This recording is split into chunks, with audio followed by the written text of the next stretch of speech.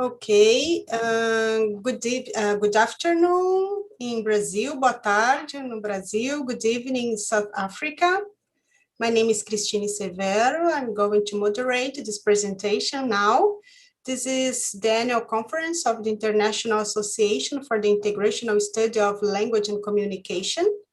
And it's being hosted by the Postgraduate Program of Linguistics at the Federal University of Santa Catarina and the Research Group on Critical Language Policy and Planning, together with the International Association for the Integrational Study of Language and Communication. It's my great pleasure to introduce you to Professor Bassey Antia, who is Professor of Linguistics at the University of Western Cape in South Africa. He holds a PhD in Applied Linguistics from the University of Bielefeld, Germany. He has previously taught or held visiting lecturing or research positions at universities in Maiduguri, Bielefeld, Montreal, Barcelona, Guildford, Soshanguve, and Heidelberg. Many places Professor Bassey has visited. So some areas of his research are terminology, language policy, multilingualism, corpus linguistics, and language and health. In addition to journal articles and book chapters in these areas, he has authored, edited, and co-edited volumes published by John Benjamin. The title of his talk today is Text-immanent Meaning, Integrationist and Terminological Approaches to the Indeterminacy of Design.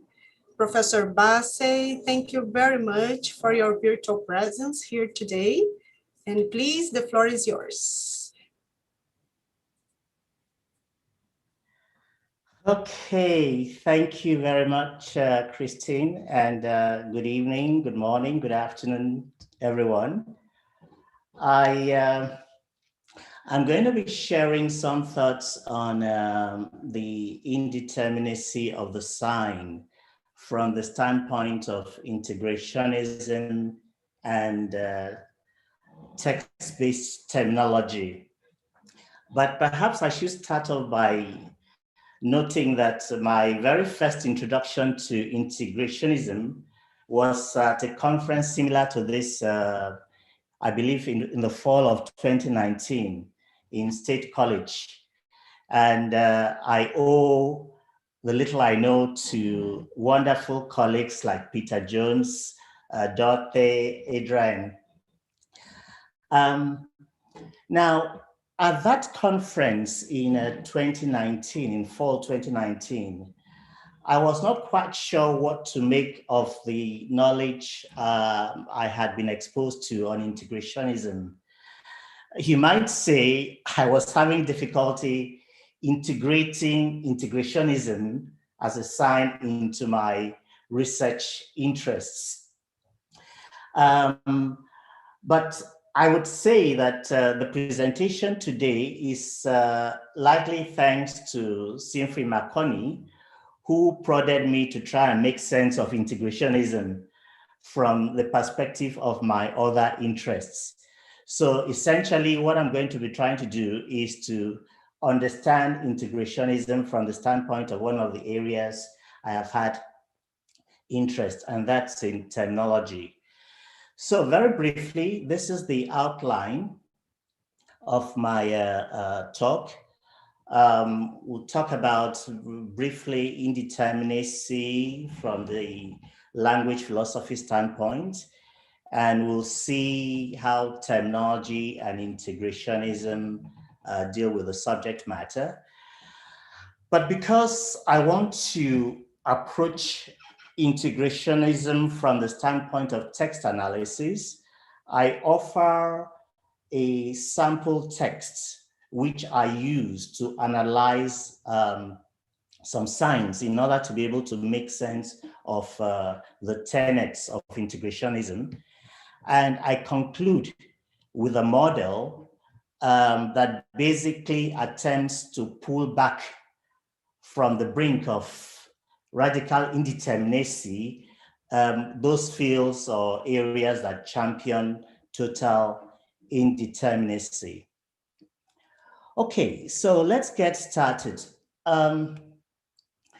Obviously, indeterminacy has a fairly long history in language philosophy. Look at the work of Quine, Wittgenstein, and essentially, the issue here is problematizing whether we can know the meaning of an utterance before that utterance is uttered. In other words, or seen differently, under what conditions can we know what a particular item means? So can we know the meaning of an utterance ahead of it actually being uttered in a specific context? In other words, its meaning context independent? Or isn't it the case, rather, that moment by moment determinacy is achieved because we're able to process utterances in the context of an unfolding activity and through monitoring, in other words, through reflexivity? Now, Quine makes the point that language is a social art, and as a result, it compels all of us as users to depend on intersubjectively available cues as to what to say and when, or even what to mean.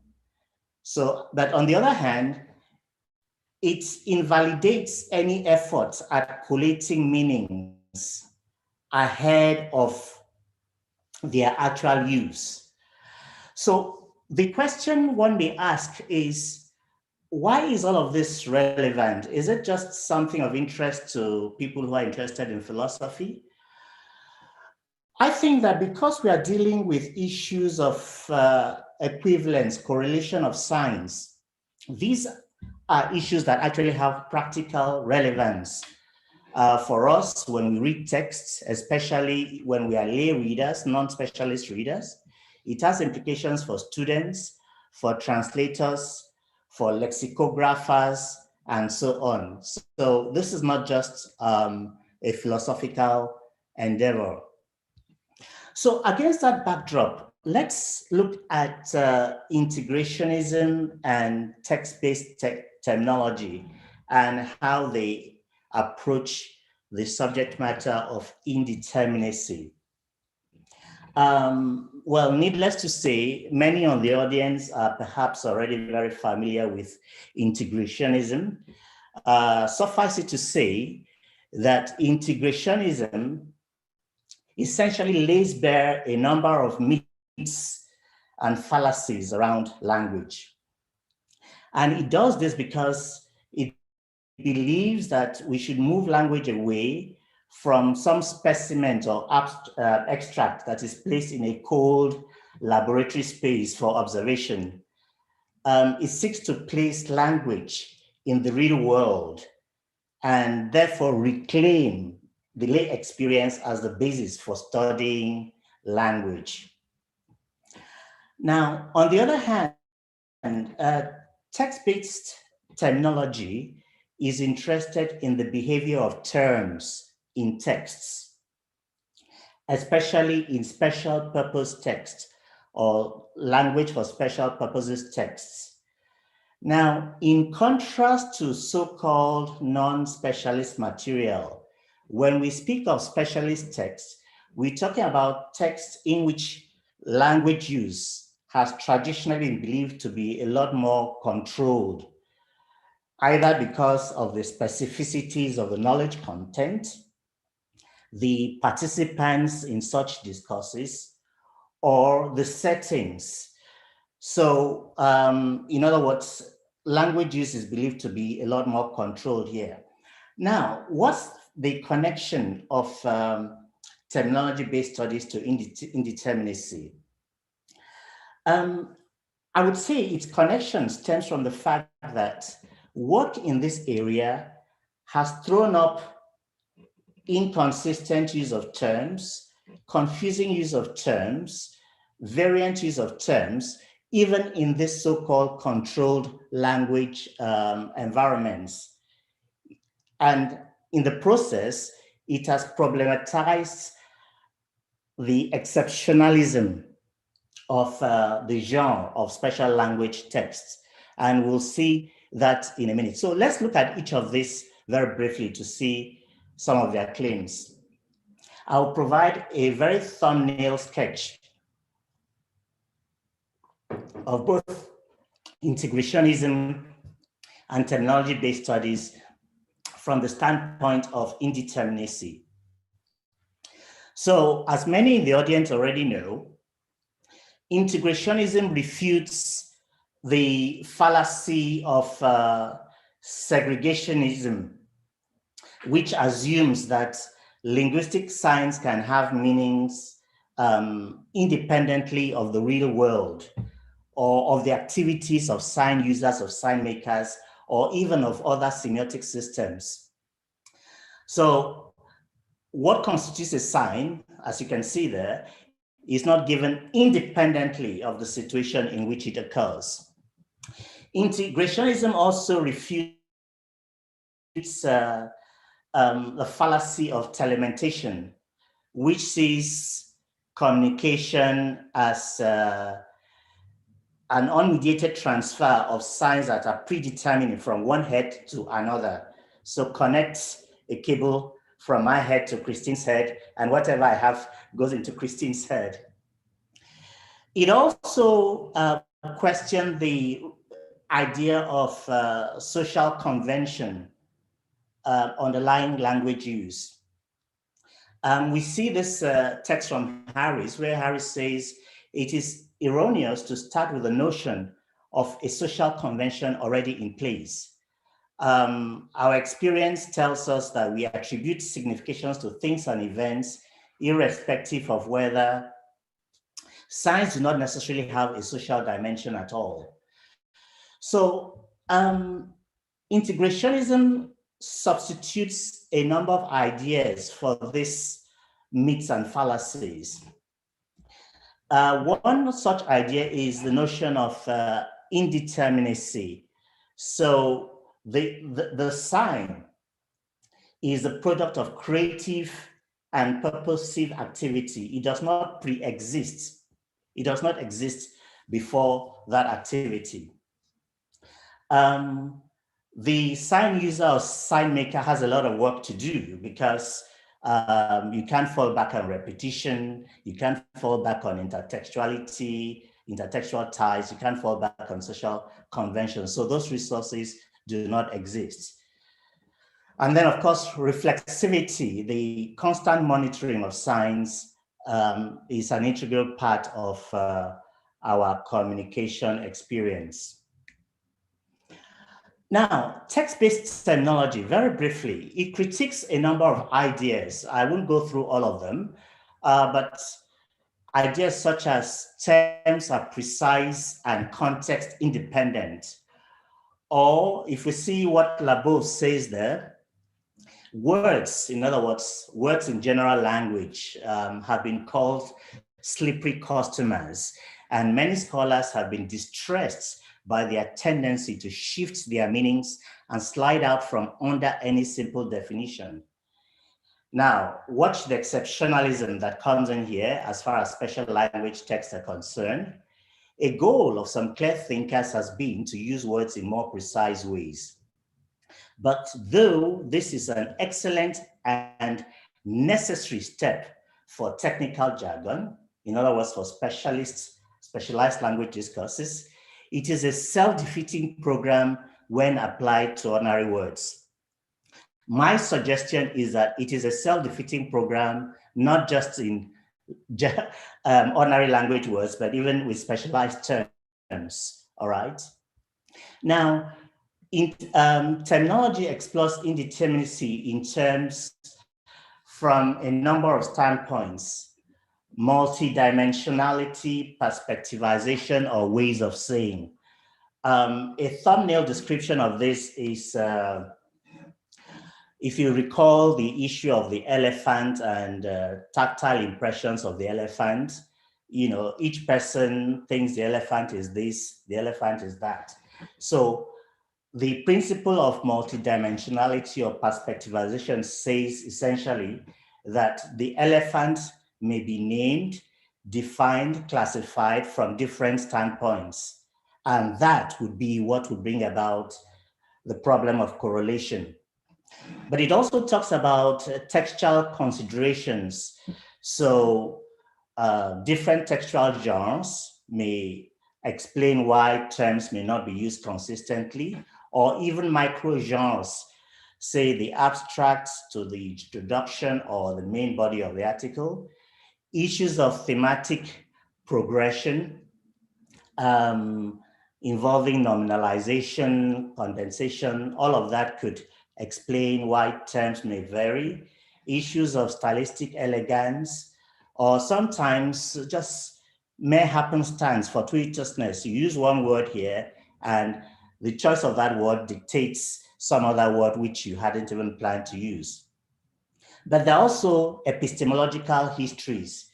So basically, the idea is that form and meaning tend to proliferate when concepts emerge, all right?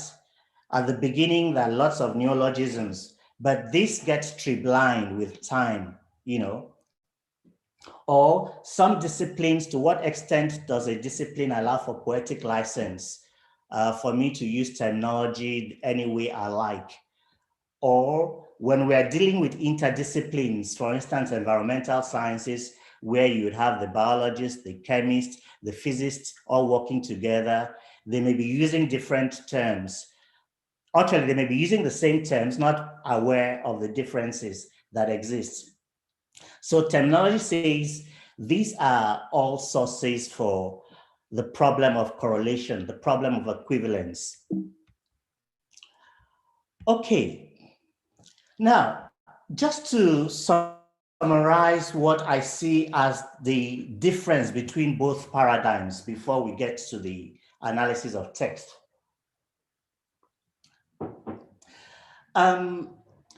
To paint this in very broad strokes, one might say that the commitment, the ontological commitment in text-based technology appears to be to a stable, intersubjectively verifiable reality that is linguistically encoded prior to specific uses. Okay? On the other hand, integrationism says that its commitment is to a signified relation that is not constituted beforehand, but that is constituted only in specific situations. So against that backdrop, we see two different perspectives. For integrationism, determinacy, not indeterminacy, determinacy, in other words, the constitution of the sign, comes about as a result of context. For terminology, on the other hand, it is in context that indeterminacy arises. So what I want to do in the next 2 or 3 slides is to take a text by Paul Silk, who is an authority on parliamentary procedure, especially the British Parliament. And what's very interesting about the text I'm going to analyze very briefly with you is that it starts off with a set of terminological and conceptual specifications.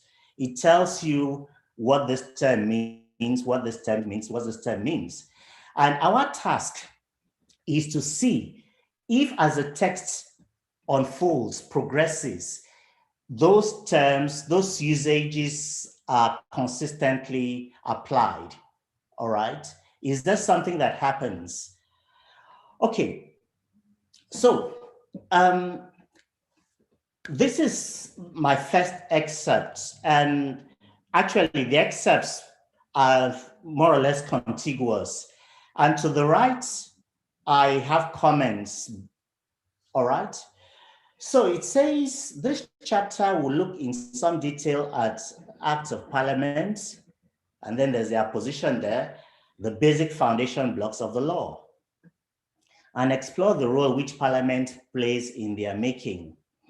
Then it goes on in the second paragraph. First, a few basic definitions are needed. When a proposal for a law is being considered by parliament, it is known as a bill. So a bill equals proposal for a law. When that parliamentary process has been completed, if the bill has been agreed to or passed, so passed is in quotation marks, almost suggesting that this is a very special collocate, all right, of bill. Once that process has been complete, the bill becomes an act of parliament. So we see a sequential relationship, bill, then act of parliament. And then this act of parliament becomes part of the statute law. So looking at this first excerpt, which specifies terminological usage here, we see a couple of things. We see a sequential relationship between acts and law or legislation. We see a sequential relationship between bill and act.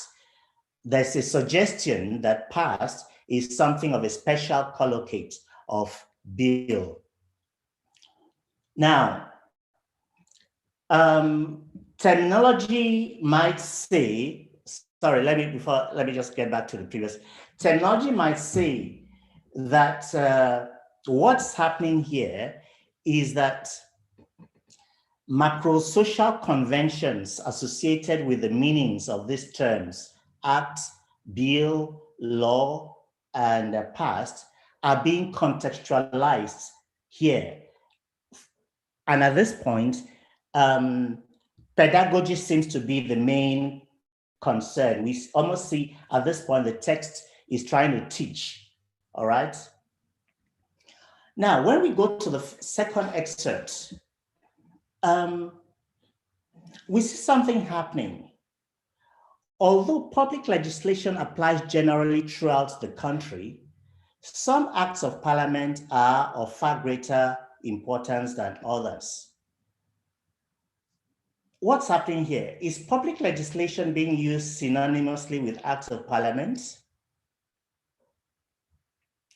Perhaps to avoid, to achieve some stylistic elegance? If that were the case, what would then happen to the sequential relationship we saw in the previous excerpt? But also, more importantly, if that were the case, we know that Act of Parliament is a generic concept, and it comes at an earlier stage of a process, and law or legislation comes later. So what we then have is a situation where an earlier generic concept is equated with a later concept that is more specific. But let's look at the part in yellow. We're told that a bill is a proposal for a law, but the manner in which the bill is described here, we're told local government bill with its wholesale reform. We are not told that it sought to reform. We are told with its wholesale reform. The financial bill, the finance bill, which implemented rather than which sought to implement. So one begins to ask whether the manner in which the goal of these two bills has been stated has sort of caused the bills to be understood as acts. Okay, now let's quickly look at excerpt 3 that has to do with past. In excerpt 1, we had the impression that past was something of a special collocate associated with bill. But as you read here, not only is bill completely missing, we see that past is being used as collocate for other noun phrases. Obviously here, the focus is on quantification of the activities of parliament. So we're talking about number of acts of parliament passed, number of pages of legislation passed, pages of published acts of parliament passed, and in a sense, pages passed. So what do we infer from this brief analysis of text? In the, well, should we say, apparently shifting meanings of past, bill, act, and legislation, the integrationist may see evidence for the view that the sign does not have its own meaning, a pre-meaning. It is made to mean whatever the circumstances require. I mean, I think there's a lot of evidence for that. So we see that the context or the context of each of the tokens of past, bill, act, and legislation become, if you like, the concrete meaning activities into which the sign is integrated and constituted. Text-based terminology concurs, agrees, and it suggests the circumstances that make these sign tokens mean what they mean. So perspectivization, in the first extract, we're talking about pedagogy, teaching. But later on, in the last one, where we're talking about number of pages passed, there was a strategic intent in communicating the productivity of parliament. And with that intent, bill is not really strategic. It's better to talk about acts and then to talk about pages. We also see how considerations of stylistic elegance and all of that played into making it possible for the signs to mean whatever the circumstances require them to mean. So I guess the question we now need to ask ourselves, what do we do with social convention? Remember the bit from integrationism about whether the sign, whether there's a social convention underlying the sign or not. Is there social convention or there is none? What I have here is a query on the term legislation in Hansard's of the British Parliament. And what you see to the left, so are collocates of legislation. And this result shows you texts in the British Parliament in which the term legislation has appeared, and we see it dates back to at least 1800. Now, when we look at this data in light of the whole discussion around social convention, what I think this data suggests to us is that as far back as the 1800s in the British Parliament, legislation has always been introduced and passed. So passing and introducing legislation makes us think of bill. Legislation has always been amended and enacted. This makes us think of acts. Legislation has always collocated with existing, which makes us think of law or a body of laws.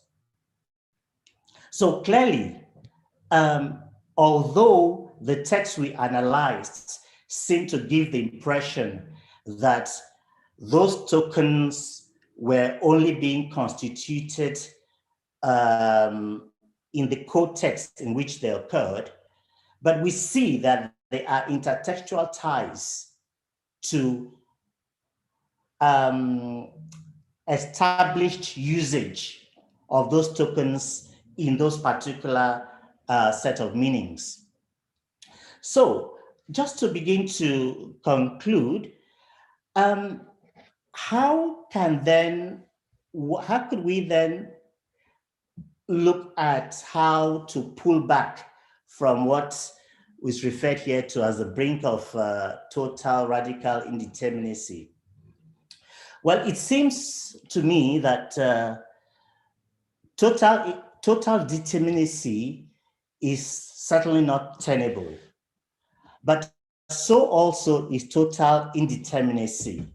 So what we rather need are models that combine some element of determinacy and some element of indeterminacy. And one model which I have personally used in my work on terminology is Beaugrand's account of complex systems. So in Beaugrand's account, a complex system is a combination of two things: inbuilt features, in other words, the design specs. There are certain inbuilt features, but there are also emergent features, all right? So the complex system is seen as an interaction between standing fixed constraints and emergent constraints that take place as one engages with the system. So Beaugrand provides 4 dimensions or 4 design parameters for complex systems. And the way he approaches this, a complex system could be language, it could be a textbook, it could be a theory, you just name it. He says that complex systems need to be seen as continua along these 4 dimensions: stability and fluctuation. So this speaks to the extent to which the system can either keep, maintain, or change its current state. Familiarity versus novelty. To what extent does the system confirm or invalidate, disconfirm a known or unexpected state? Simplicity and complexity. So how many components are there within the system and how do they interact? Then determinacy and indeterminacy, the extent to which decisions among available and competing alternatives are clear or unclear. Now, very briefly, if we apply this model to the legislative texts we just analyzed, we can easily make connections to questions that arose around the extent to which certain meanings, for instance, agreed to, in other words, passed, proposal for a law, body of laws, retain or alter the forms used to refer to them. So clearly, past is not fixed. It's not fixed to bill. It can be related to legislation, it can be related to law, it can be related to act as well. So, in other words, this model, I think, legitimizes our inquiry into how the conceptual specification in the first excerpt we saw has evolved as the text evolved. So in sum, to view the sign through Beaugrand's complex system account, I think is to acknowledge that in meaning whatever the circumstances required to mean, in other words, because of this emergent constraints, the sign is, however, not cut off completely the apron strings of social convention. So we can make the point that signs can have meanings that evolve in text. But to make that point, we do not necessarily have to banish social convention underlying a core meaning of the sign. Now, similarly, a model such as this makes it possible to take on board the integrationist notion of reflexivity, because as we saw, so a distinction is sometimes made in text processing between dynamic text processing, in which you ask what a word means as and when it is occurring, versus the synoptic approach where you read the text and only at the end you say, okay, what does this mean? Now, in the dynamic approach to text meaning, to text processing, it's all about reflexivity. What does act mean at this point? What does it mean at this point? What does past suggests is the NP here, and what is the NP here?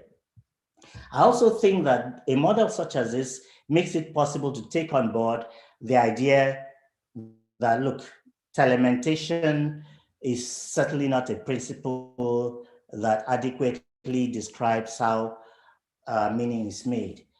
And then from a standpoint that is really close to my heart, I think a model such as this makes learning possible.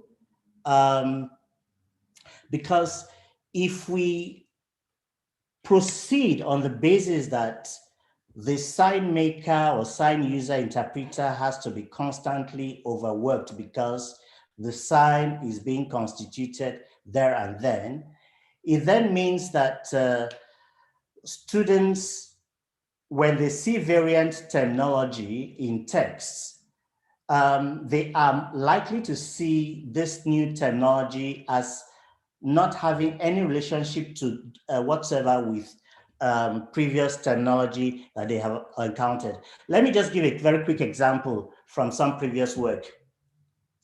So to your left, we have a text on the central nervous system, you know, the three kinds of neurons, right? And then in this particular study, we had students answer questions like, where are messages from brain and spinal cord sent to? Now, to be able to answer this question, the students would have needed to do several things. What correlation exists between brain and spinal cord and the central nervous system? It's critical to know the relationship between both to be able to answer that question. So a student who works on the basis of each sign being unique would probably see brain and spinal cord and assume that it has absolutely nothing to do with central nervous system, which would be wrong. Because the student does not have this mindset to probe for intertextual connections. The student would also have to determine correctly what link exists between impulses and messages and so on and so forth. Now, in the particular task being reported here, many of the students had problems with a task such as this.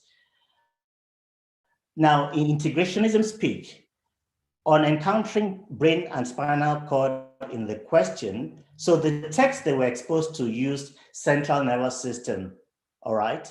But the task they had to perform used the term brain and spinal cord. So in encountering brain and spinal cord, students erroneously assume that they were dealing with a sign which was not at all intertextually linked to signs previously constituted or experienced by them in their study material. So I think a model, to go back to background, my view is that a model that accommodates some measure of determinacy as well as indeterminacy is really very important in critical learning contexts. Thank you very much. I don't know how we're doing on time. Thank you. Thank you very much, Bassey. Thank you. That was a great discussion on the concept of the sign. And Bassey, we have some questions and we still have time for some interaction before we conclude the presentation.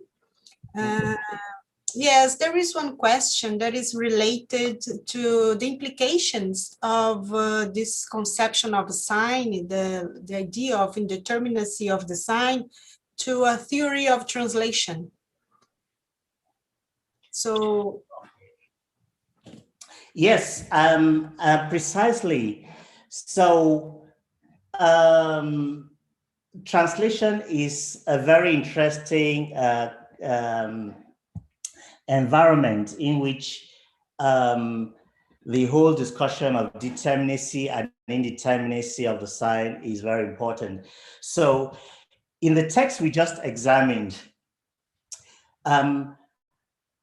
although we could see that sometimes when act was used, bill was actually meant.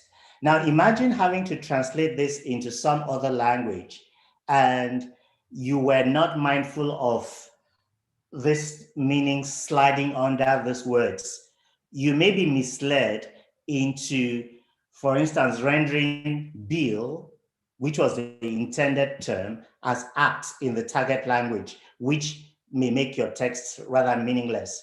So translators have vested interest in trying to understand variations and inconsistencies in the use of terms, especially because if you are not working as a specialist translator, working with a specific, within a specific domain, you may not have enough disciplinary knowledge to take care of these cohesion gaps that may exist. Okay, so certainly the discussion of indeterminacy and determinacy is very critical to the work of translators. And I think what a terminological approach such as we've seen here does is to suggest that this is not just an issue for literary translation. This is not just an issue for translation of texts in the so-called cultural realm. But in that area where we thought translation could be automated almost, that we have the same sorts of challenges that we have traditionally ascribed to other genres of translation. great, thanks. There are many challenges for those who have been working with translation, theory of translation. And there is one question here from Silvanir Santos. She's from Brazil. And she asks if you are somehow familiar with Bakhtin's concept of language and ideological sign, because she sees some similarities between this perspective on integrationism and the determinacy of the sign with Bakhtin's concept of sign. I don't know if you are familiar with it. No, not directly. I'll have to follow up on that.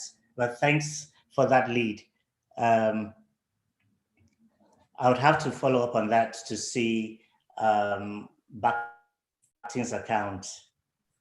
Yes, in Brazil, applied linguistics is really interested in Bakhtin's works, and so people have been reading a lot Bakhtin's works. Okay. And Bassey, there is one question here related to the if there is this connection between, for example, more fixed genres and more flexible genres, and the determinacy of the sign. Maybe if you have more fixed genres like official genres or juridical genres, so the meaning tend to be more like fixed.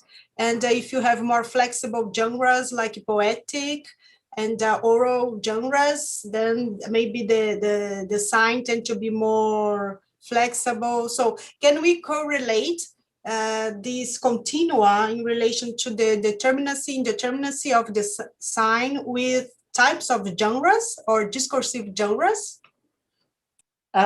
Yes, actually, so from the standpoint of terminology, on one of the slides, I did talk about how terminology approaches the notion of indeterminacy. And one of the pillars there is the epistemological history. So what's the nature of the discipline? So obviously, some disciplines are a lot more controlled or set premium on the consistent use of terminology. But I dare say the example that is very often cited, the legal domain, is itself not in fact immune to this. And there's work that even shows that, Lemke and others have written about mathematics, that mathematics needs to even maintain some measure of ambiguity in order for the discipline to grow. So yes, in terms of the extent to which the nature of the discipline can restrict the level of indeterminacy, there is a point to be made there that yes, indeed. However, one cannot generalize because indeterminacy, in fact, plays a role in the evolution of knowledge. All right, so it plays a functional role. It is not just some nuisance to get rid of. It plays a very critical role, and that's why I think the idea of total determinacy, all right, is not a very productive one.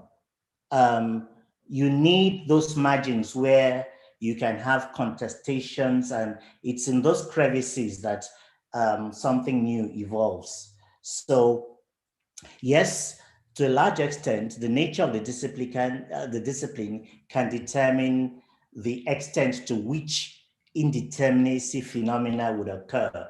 However, when we realize the functionality of the indeterminacy principle in terms of cognition, then we would also see that we cannot rule it out completely. Yes, thanks. Bassey, there is a comment and a question from our colleague, Johan. He says, thanks for this fascinating talk. I wonder if for Harris, indeterminacy does not mean something even more radical. The sign becomes determinate only in the moment of its completion. Then it vanishes.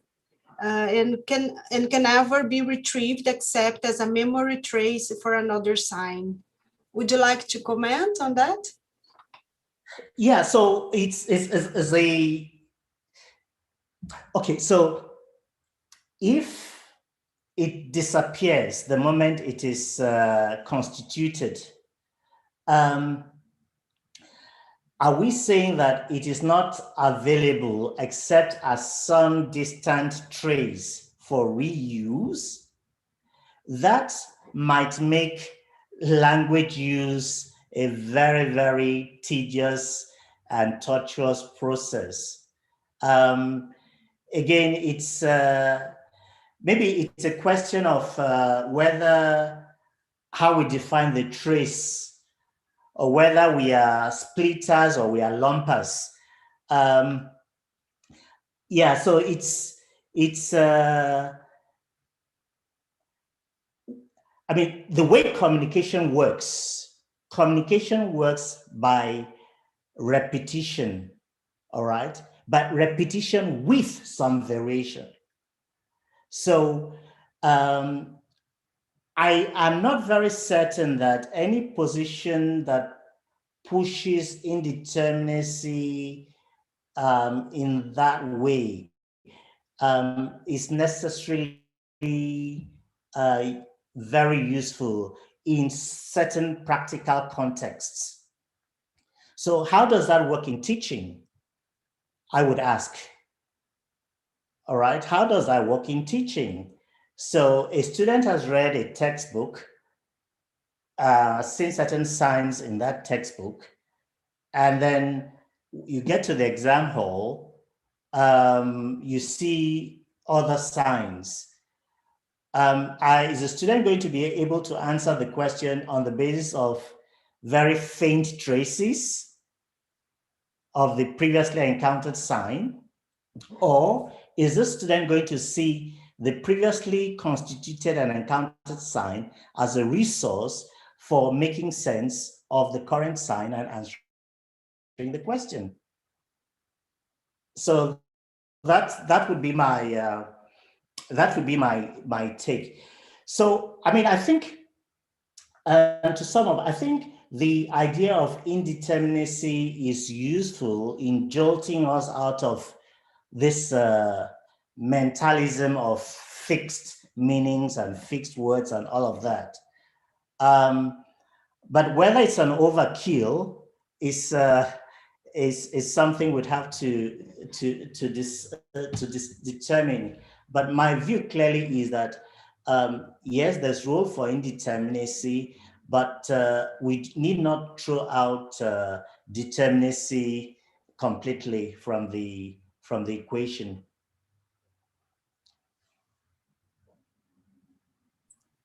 Yes, thanks, Bassey. That's really interesting. I was just following the chat here, and Johan says yes, he agrees with you. There is one question from Lisica, but I think you have somehow answered it. But if you want to consider again, it's a very general question. What is your concept of language? And maybe if you could comment on the relation between form and meaning. From the perspective of the indeterminacy of the sign? Okay, so the good thing that integrationism has done, certainly for terminology, I think, is to offer an account of language as something that is not all pre-engineered.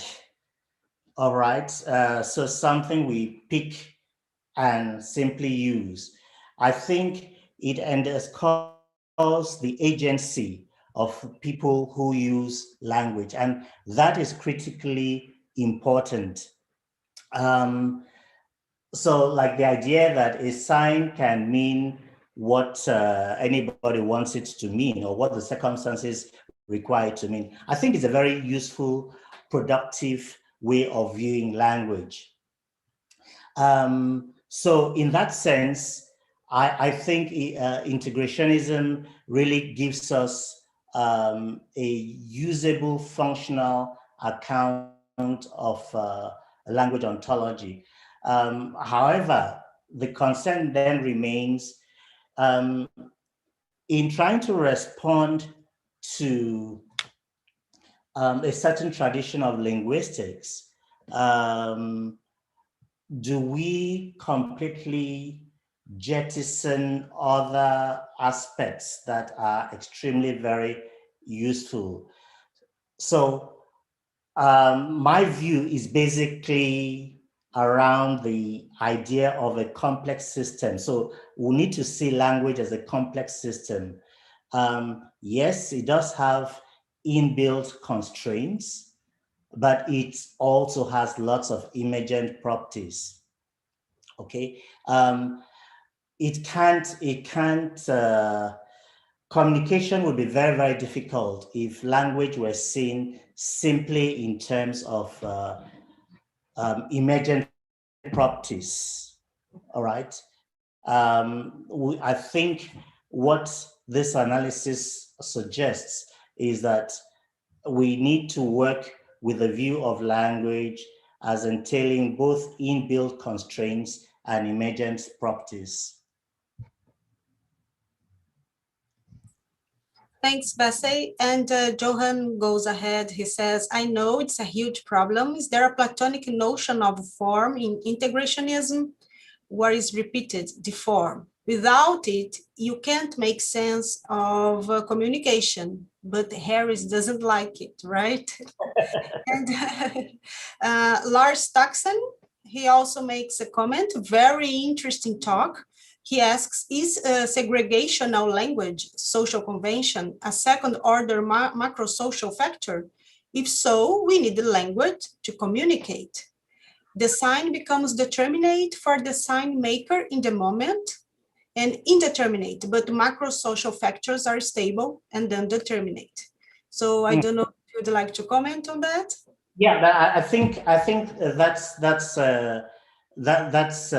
so if I understand that we're saying that well, we can live with the idea of some macrosocial stability, but it's not some asphyxiating sort of thing that says it has to be this way. Um, and so when I, as a sign user, make use of a sign, all right, in that moment, it becomes my sign. But my sign, the question that then arises is, to what extent does my sign maintain certain continuities with this macrosocially constituted sign? So I think therein lies the issue. So yes, as a sign user, I am agentive. I I incorporate other features into my sign because of the design of the system, which allows for this emergent properties. But these emergent properties are to some extent being incorporated into a substrate of some macrosocial stability. Yes, Bassey. Diane Larsen Freeman says, yes, I agree. Language is a complex adaptive system. So the chat is very interactive. And there is another question from our colleague, Peter Jones. He says, great talk, Bassey. If instead of... Oh, that's my teacher there. Oh, great. Peter Jones is here watching you. So he says, if instead of thinking about the determinacies of the sign or sign system, can we consider the communicational proficiencies of readers of this text? Would that affect your argument? Would you like me to repeat? So if one were to look at the communicational proficiency of the readers of this text, would that affect the analysis? Yes, but the question then arises is, will there ever be a text which does not throw similar challenges to any set of readers?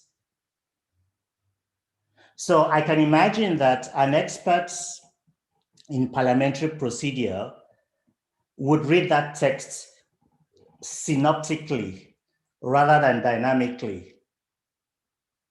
So the hermeneutic process we've just seen, our approach of asking what this word means when it occurs and what does it mean the next time it occurs. So this reflexivity, this monitoring is perhaps not the manner in which a specialist reader would process that text, okay? So that reader has the luxury of, filling in the coherence gaps and all of that.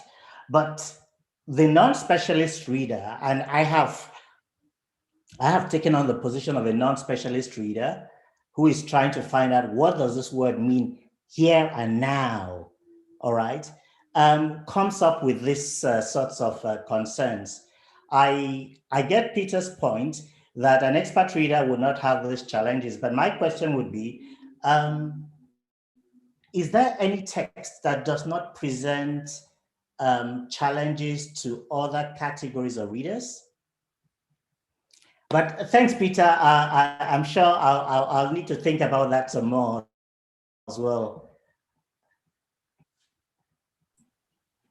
And thanks, Bassey. It's already 3 p.m. So before the final words, your final words, I would like to remind everyone to visit the channel and check the future talks of this conference. We are going to have fascinating discussions during this week. So please just visit that and follow the channel. And now, Bassey, would you like to share your final words before we finish?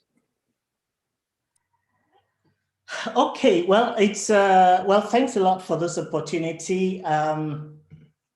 Like I did say, I have really appreciated the opportunity to read integrationism from the standpoint of my interests. So this presentation is actually perhaps, I would say, is the second in a series of my attempts to try and integrate integrationism into my own work. And I think the future of integrationism is certainly very bright. There is scope for tweaking aspects of the tenets to enable integrationism gain even wider traction, and to open up the space so that it's not an area that only attracts buffs of philosophy. People. It does have a number of, I think, applications, and it offers new ways of thinking about language. So I want to thank the organizers of this for this opportunity, and I look forward to engaging further with other colleagues. Thanks. Okay, bye-bye. Thanks, Professor Bassey.